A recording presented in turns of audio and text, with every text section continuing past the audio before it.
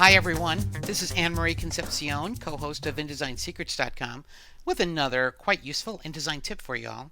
This one has to do with Find Change, also known as Search and Replace in other programs. In InDesign we call it Find Change, and you'll find it under the Edit menu. Come down here and choose Find Change, or press Command or Control F.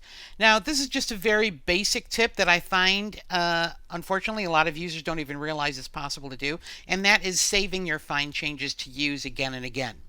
So for example, here's the situation.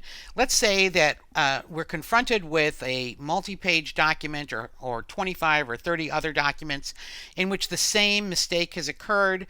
The person who flowed in this text, or who originally entered the text, neglected to capitalize a few words that should be capitalized, like creek and river. Okay, so here's one that is capitalized and here's one that isn't. What we want to do is do a find change to fix that capitalization, right? We're not going to do it by editing line by line. So we open find change. I'm just pressing Command or Control F.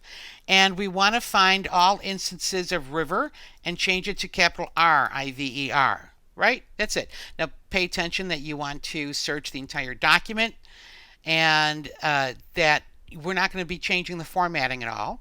And then as usual, you find the first instance and change it. Did it make a problem? No, no problem. So that's good. Find the next one. Okay, change that one. Fixed it, and so on. So once you've tested a couple cases, then you can go ahead and change all. So what I want to say though is don't just then change it to creek and do the same thing for creek. If you know that you're going to have to go through this document and change it to river with a capital R many times today, tomorrow, the rest of the week as you're working on this project, save the find change so that you don't have to enter this in here. Go to the query menu and then click the little arrow pointing to the disk and give it a name. Now here's a tip about naming.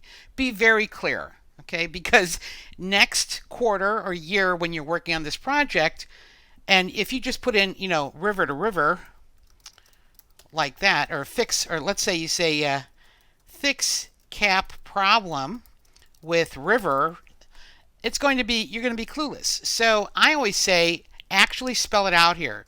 Change river to river. And then even better, if this is a project for a particular client or department in your company, preface it with that name. So if this is for Acme Corporation, I would put a Acme hyphen in front of it. And that way, because the saved queries are saved in alphabetical order here, all of the find change queries for a particular client or department are going to be together. There you go. So now it's saved here in the query menu. And it is saved above the straight line because it is a text find change. Saved grep find changes occur below this line. You can see I've done this many times. And like here's University of Chicago, prefaced with their name. Now this saved find change is saved on your computer, so it will work for all InDesign documents that you opened from then on. So we could do the same thing with creek. Find Little Creek and change it to Big C Creek. Find the first one. Find the next. That's all good. These are good. Okay. Oh, there's a bad boy. Change it. There you go. So it works. Let's save it. This is again for Acme. And creek to capital C Creek. Okay. And we look down here in the query drop-down menu, and there are our two Acmes. There you go. So whenever you're doing a find change and you think you might want to use it again, take a second and save it so that you don't have to enter it from start again.